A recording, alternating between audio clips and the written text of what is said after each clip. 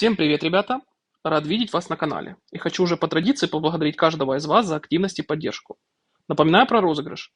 На YouTube, как только мы с вами сделаем 2500 подписчиков, я разыграю 5 сертификатов, каждый на 499 игровых звезд. В Telegram запускаем еще один розыгрыш. Как только канал наберет 1500 подписчиков, мы сразу с вами проводим розыгрыш на 3 сертификата по 499 звезд. Ссылку на телегу оставлю в описании. И если ты еще не там, сейчас самое время вступить. Сегодня у нас очень интересная и важная тема. Будем разбирать с вами талисманы губернатора и все, что необходимо про них знать. Я разложу все максимально простым языком, чтобы даже если ты недавно начал играть, ты точно поймешь, что качать и на какой вид войск необходимо делать приоритет.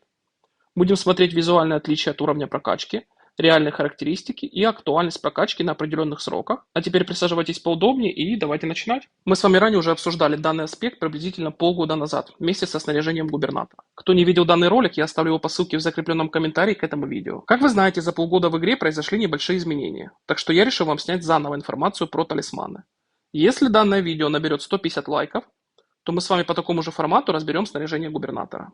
Теперь давайте для начала разберемся с вами, что такое снаряжение губернатора и талисманы. Снаряжение – это экипировка для вашего губернатора, а талисманы – это специальные предметы, прикрепленные к снаряжению. Для чего они нужны? Снаряжение и талисманы губернатора используются для предоставления специфических бонусов для определенных классов войск. И как вы прекрасно понимаете, чем выше уровень данных атрибутов, тем лучше у вас общая статистика в личных навыках. Снаряжение губернатора открывается на 22 уровне топки, а талисманы на уровне 25. Снаряжение и талисманы губернатора играют важную роль в общих характеристиках, поэтому ваша победа или поражение зависит от них напрямую. Если вы откроете свой профиль, то сможете найти снаряжение губернатора. Прямо под каждым снаряжением вы можете найти 3 талисмана, про которые мы с вами сегодня детально и поговорим. Каждое снаряжение может иметь 3 талисмана, что в сумме составляет 18 талисманов для 6 единиц снаряжения. Всего существует на данный момент 16 уровней талисманов. При повышении уровня форма талисмана будет меняться.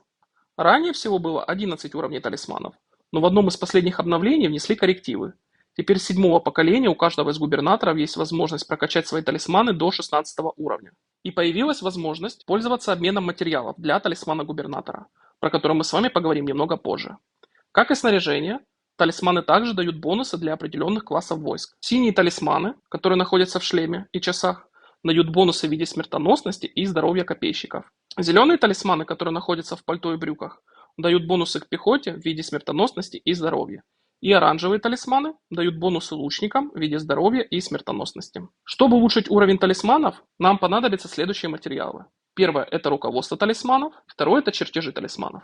Касательно добычи данного ресурса, то их существует 2 вида. Первый – это покупка за донат. Касательно магазинов я бы вам посоветовал следующее. Первый магазин – это сокровище ремесленника. Данный магазин появляется в 4-м поколении героев. Считаю его одним из самых оптимальных для покупки ресурсов для улучшения талисманов. Количественный показатель может отличаться от вашего, так как все зависит от поколения, в котором вы играете.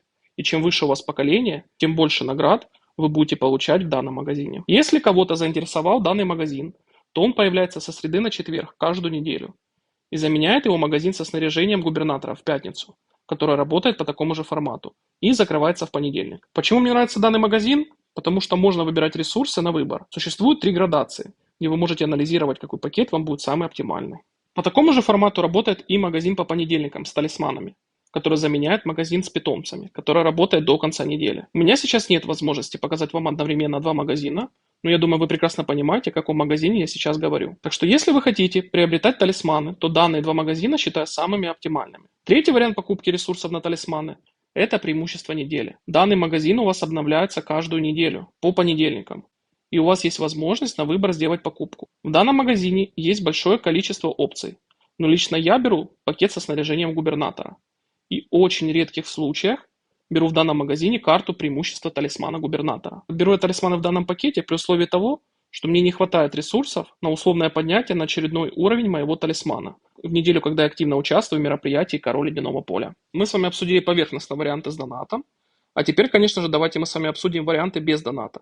И давайте пройдемся по внутриигровым магазинам. И первая возможность приобретения ресурсов на талисманы – это магазин литейный. В данном меню у вас есть возможность приобрести ресурсы для улучшения талисмана. Если у вас ограниченное количество жетонов арсенала, то между чертежами и руководствами талисманов у вас должен быть приоритет именно на чертежи. так как их всегда необходимо большое количество, в отличие от руководства талисманов. Следующий магазин – это магазин «Мощи государств». Этот магазин доступен только для тех губернаторов, которые ранее принимали участие в ивенте СВС. Верхняя часть магазина предназначена для победителей СВС, а нижняя часть для всех остальных. В этом магазине вы можете получить чертежи талисмана.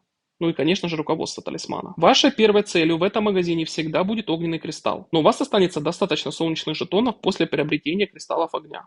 Поэтому вы должны забирать чертежи талисмана, в том числе в данном магазине. И последний магазин, который нам будет доступен, это магазин в каньоне. Данное мероприятие проходит у нас раз в месяц. В данном магазине я бы посоветовал вам брать чертежи талисманов, про которые мы сегодня с вами и говорим. И теперь давайте с вами обсудим варианты добычи ресурсов для талисмана губернатора в различных мероприятиях. Первый основной вариант добычи чертежей и руководства талисмана – это участие в битве за замок, которая проходит раз в 2 недели. Напоминаю, что, допустим, на этой неделе у нас будет битва среди сервера в замке между альянсами. Затем через 2 недели будет битва между серверами. Затем через 2 недели снова среди сервера. И так по кругу. Ваша задача выделить время для участия в битве за замок, так как награды за рейтинг действительно тут хорошие. Количественный показатель наград может отличаться от вашего, так как все зависит от поколения, в котором вы играете. Но вы должны стараться попадать хотя бы в рейтинг топ-50 для получения алмазов и ресурсов. Для получения алмазов и ресурсов для улучшения талисманов. Но если у вас есть возможность участвовать в период всей битвы, то в целом даже игроку без доната вполне реально попадать в рейтинг топ-10, убиваясь об башни и восстанавливая свои войска. Следующий вариант добычи – это мероприятие «Драконий тиран». Данное мероприятие начинается ориентировочно в 6-м поколении героев, где участвует большое количество альянсов среди вашего поколения. Я обязательно вам сниму ролик стадии подготовки и битвы, как только у меня будет доступен следующий ивент.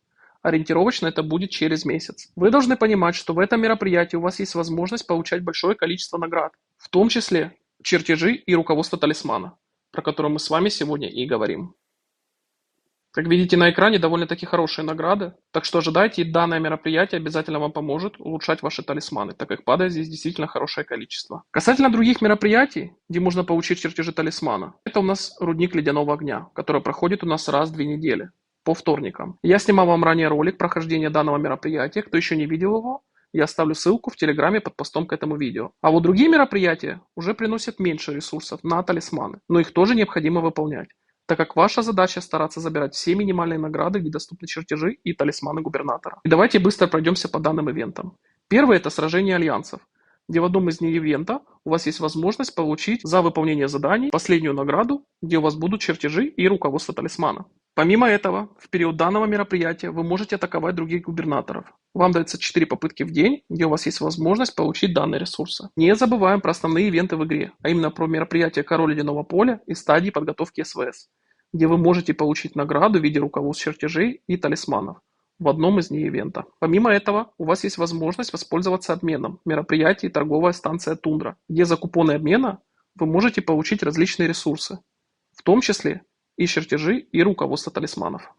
Еще бывают различные мероприятия от администрации, но у них нет четких и определенных сроков. Так что ожидаем анонс, и кто знает, возможно, в ближайшее время нас ждет мероприятие от администрации. И как пример у нас есть событие «Путь света». Точной регулярности у данного события нет, но последние 2 месяца оно выходило с периодичностью раз в 30 дней. Пакеты из данного события хорошо дополнены талисманами, так что надеемся, что скоро это событие снова порадует нас. И не стоит забывать про двухдневные ивенты, такие как гонка вооружений и обучение офицеров.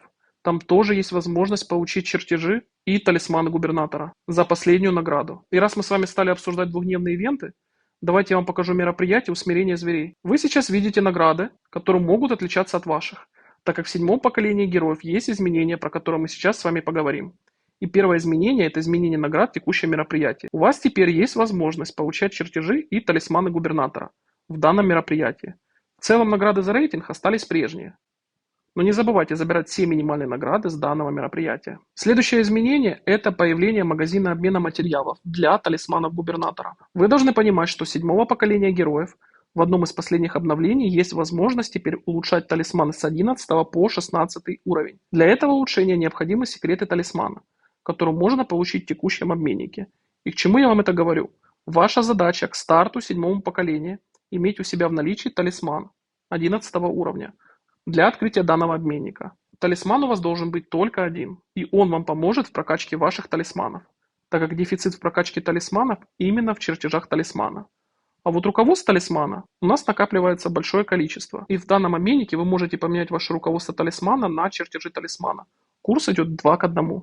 Так что обязательно подготовьте один из талисманов 11 уровня к старту 7 поколения для открытия данного обменника, который вам поможет с улучшением талисманов, про которые мы с вами сегодня и говорим. Теперь, когда мы с вами обсудили все возможные варианты добычи ресурсов на талисманы, давайте обсудим, в какой момент их необходимо использовать. И есть много ивентов, где вы можете использовать данные ресурсы. Но я вам рекомендую копить ресурсы и использовать их в ивенте «Король Ледового поля» либо стадии подготовки СВС, где использование данных ресурсов помогут вам получить хорошие награды в общем рейтинге. А теперь давайте с вами обсудим варианты прокачки талисманов. С учетом тестов есть изменения по сравнению с предыдущим роликом, который я вам снимал полгода назад. Есть два пути прокачки. Первый. Улучшать снаряжение в последовательности пехота, луки и копья. При этом улучшать талисманы в последовательности луки, пехота, копья. Либо вы же можете делать наоборот. Для талисманов пехота, луки, копья, а для снаряжения луки, пехота и копья. Главное, чтобы у вас был баланс между выживаемостью пехоты и уроном, наносимым луками. Ранее я вам говорил именно так. Но сейчас вы должны понимать, что начиная ориентировочно с 5 поколения происходят изменения в PvP-механике. В целом, те мысли, которые я вам озвучил выше, актуальны ориентировочно до 5 поколения. А с 5 поколения механика PvP у вас будет меняться. В нашей игре есть 3 вида войск. Пехота, копья и луки. Пехота поглощает основной урон и защищает копьев и луков. Копья – это мобильные солдаты, которые являются наполовину танками и наполовину наносящими основной урон. И луки наносят основной урон по вражеским войскам. Так было до 5 поколения героев, пока у нас не появилась Нора. Она первый герой, который меняет механику PvP. Дело в том, что начиная с 5 поколения, копейщики у нас превращаются из мобильных войск, наносящих основной урон. Связано это с навыком героев на копейщиков. Говоря за Нору, это ее второй навык в экспедиции. У копьев есть одна особенность. У них, начиная с 7 уровня и выше, появляется навык с 20% шансом активации, с помощью которого они могут атаковать и луков позади пехоты. Так вот, герои копейщиков после 5 поколения настолько сильно повышают урон копьев, что ваши копейщики убивают вражеских стрелков быстрее, чем вражеские стрелки убивают вашу пехоту. По этой причине, хоть луки все так же могут наносить много урона, в теории, но они начинают быстро погибать, и поэтому на их смену приходят копья. В целом, начиная с 5 поколения героев, создатели ралли будут переходить на соотношение 60% пехоты, 40% копейщиков и 0% лучников с героями Джеронима, Грега и Норы. Именно с этого поколения копейщики начинают выходить на первый план, в отличие от лучников, которые теперь уходят на второй. Как таковые, лучники, по моему мнению, остаются в приоритетности только на ловушке медведя и в редких случаях в PvP-механике. Лично для себя я принял решение прокачивать талисман именно лучника на 11 уровень. Кто-то считает это ошибкой, но я принял для себя такое решение прокачать именно талисман для лучника, чтобы после этого не прокачивать их от слова совсем. Урон на медведя я наношу порядка 10 миллиардов по итогу мероприятия, где за это я получаю награды за набитие от 9,6 миллиардов очков. Сделал ли я 11 либо 18 миллиардов на медведя? Абсолютно не имеет значения, так как награды будут одинаковые. Так что на данный момент я не буду заниматься их прокачкой и приоритетность буду ставить на пехоту и копейщиков, что и вам советую делать с 5 поколения. Если вы хотите сделать базовую прокачку талисмана на 11 уровень, то можете сделать один из талисманов пехоты, и тогда точно не прогадаете. Теперь, начиная с 5 поколения, у вас есть два пути прокачки. Первый – это улучшать снаряжение в последовательности пехота, копья и луки. При этом улучшать талисманы в последовательности копья, пехота и луки. Либо можете делать наоборот. Для талисманов это пехота, копья и луки. А для снаряжения это копья, пехота и луки. Главное, чтобы у вас был баланс между выживаемостью пехоты и уроном, наносимыми копьями. И в конце я скажу пару слов от себя. Прокачка талисманов довольно-таки тяжелая задача, так как у нас их аж 18, в отличие от снаряжения. Ваша задача активно участвовать во всех мероприятиях для получения данного ресурса. Касательно доната, это очень дорого. И для моего ежемесячного бюджета покупка ресурсов для улучшения талисманов на сегодняшний день не входит для меня. В очень редких случаях я делаю покупку данного ресурса. Иногда меня спрашивают, на что делать приоритет в этой игре. Могу вам сказать следующее. Прокачка героев у вас временная всегда, так как в каждом поколении у вас появляются новые герои. И все приходится делать заново. А вот прокачка снаряжения и талисманов у вас на постоянной основе, не в зависимости от поколения. Так что упор делайте именно на снаряжение и талисманы губернатора, про которые мы с вами сегодня говорили. Я вам оставлю в своем телеграм-канале таблицу, где вы можете посмотреть, какое количество ресурсов необходимо для прокачки на каждый из 16 уровней под постом к этому ролику. И хочу напомнить, если вам зайдет такой формат, и на данном ролике будет 150 лайков, я по такому же формату вам сделаю информацию со снаряжением губернатора. Так что ставьте лайк, и я посмотрю на вашу активность, и на основе этого буду делать дальше для вас качественный контент. На сегодня все, ребята. Всем спасибо за просмотр, и всем пока-пока.